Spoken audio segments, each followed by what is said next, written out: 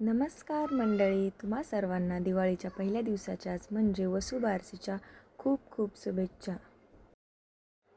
आता वसुबारसेची कहाणी काय आहे हे तर सर्वांना माहितीच आहे. पण आमच्या लहानपणी आम्ही कशी साजरी करायचो वसुबारस ते मी आज तुम्हाला सांगणार आहे.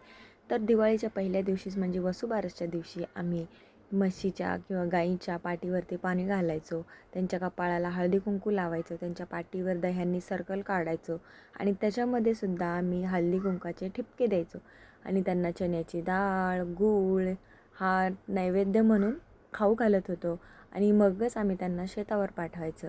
आणि हे बघा आता आम्ही अशी साजरी करतो आहे वसुबारस. जे गाईचं माझ्याकडे मूर्ती होती ते मी इथं मांडली आहे. छोटीशी पूजा आहे.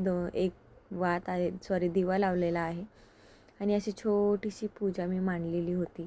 आता असंच आहे, कारण गावाकडे गाई म्हशी असतात पण मुंबई शहरामध्ये कुठं गाई म्हशी आहेत, म्हणून आपण अशीच साजरी करतो. आम्ही अशीच साजरी केलेली होती वसुबारसची पूजा.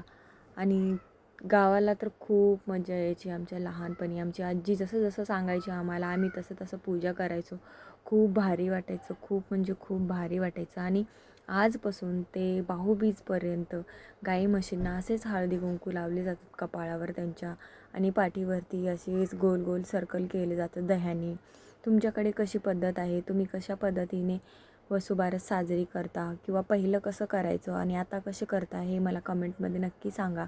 माझा व्हिडिओ आवडला असेल तर लाईक करा, शेअर करा आणि कमेंट करा आणि सबस्क्राईब करायला विसरू नका. भेटूया